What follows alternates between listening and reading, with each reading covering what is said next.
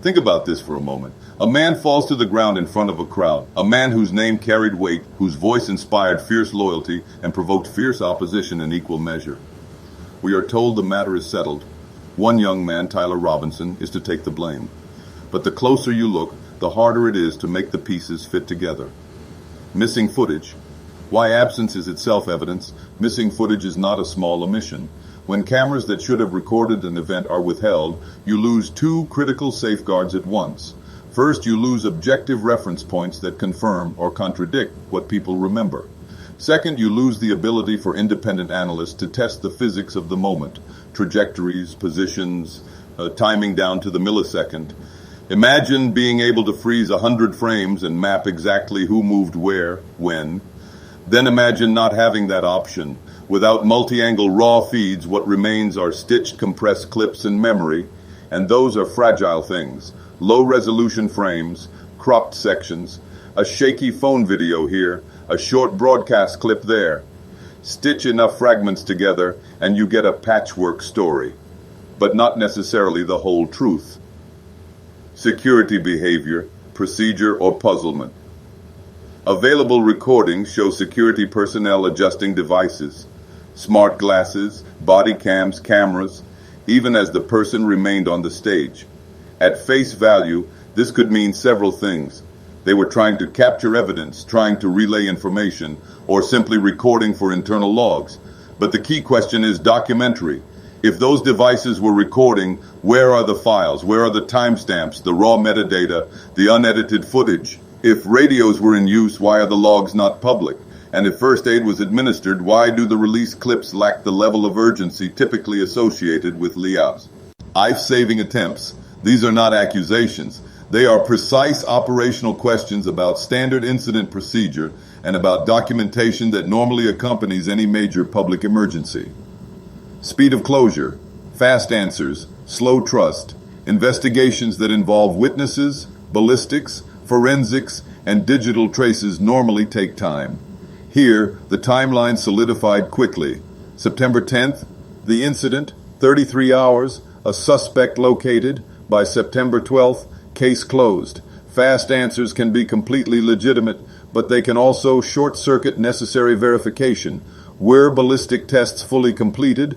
Were chain of custody procedures followed for every piece of evidence? Was every camera feed examined and logged? A proper investigation communicates not just conclusions, but the process by which those conclusions were reached. Absent that, even a correct conclusion can feel rushed and therefore suspect. Forensic report gap. What authoritative findings would show? The forensic autopsy report is not trivia.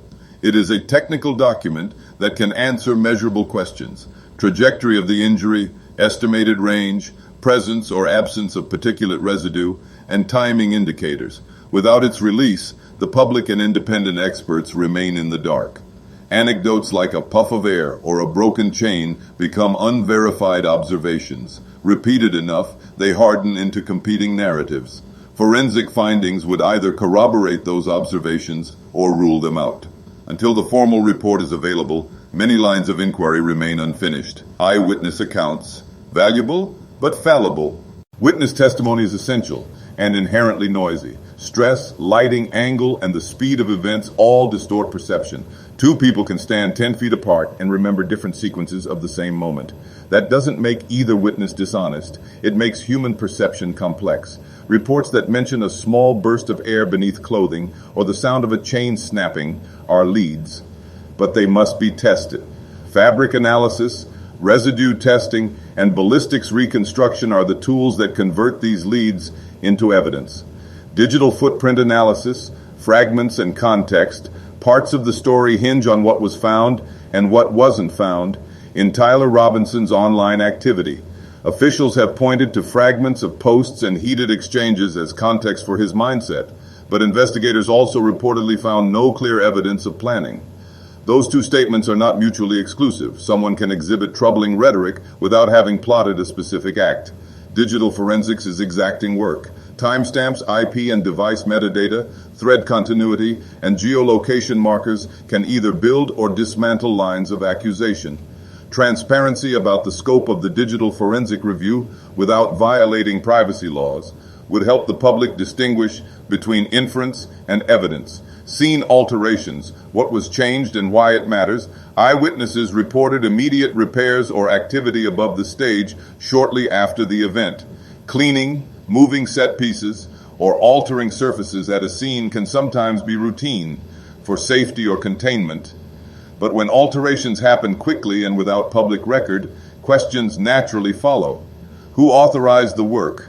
Were photographs taken before changes? Were independent observers present? A logged timeline of post-event actions and clear chain of custody records are essential to dispel or confirm concerns. Forensic's chain of custody, the backbone of credibility. Credible answers flow from documented evidence. Key items that reduce uncertainty include unedited camera feeds with metadata, a complete forensic autopsy and toxicology report, ballistic analyses showing trajectory and matching to recovered items, radio and CCTV logs for security staff, documented chain of custody for evidence, and hospital EMS logs. Any missing or poorly documented element weakens the cross-checks that turn separate facts into a cohesive account. Why transparency matters, beyond curiosity, this isn't just about satisfying an itch for information. Public trust in institutions depends on demonstrable, methodical processes. When cases close quickly and documents remain private, communities, especially those polarized over a public figure, read opacity as incompetence or intention.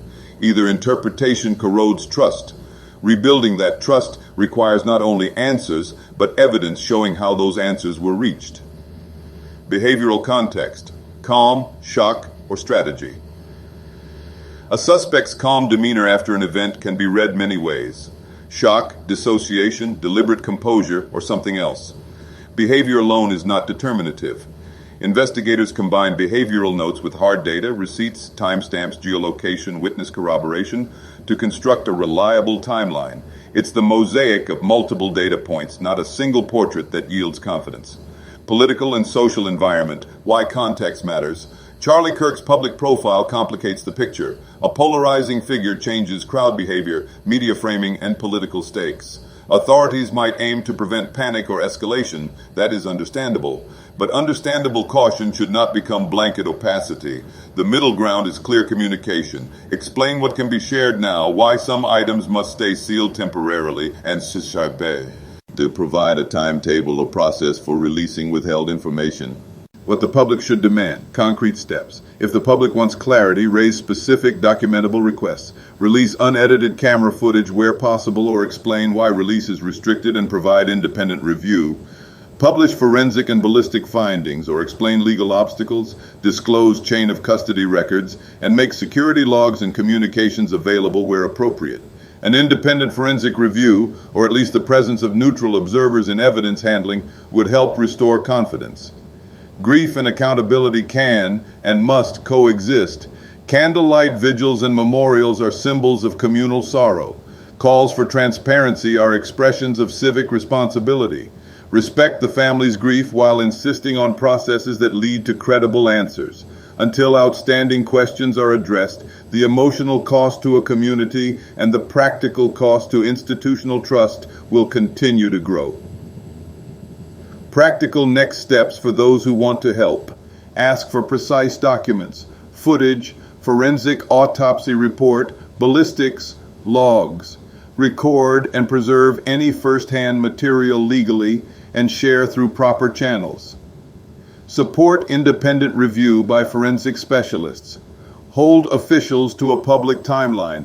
If documents are withheld, demand an explanation and an estimated disclosure process. Stay attentive. Ask for documents and explanations rather than accepting broad reassurances. Demand the footage, the forensic reports, and the timeline logs. If you have footage or first-hand information that could help clarify the record, share it through proper channels, with authorities, or submit it to my channel for review. But do so legally and responsibly.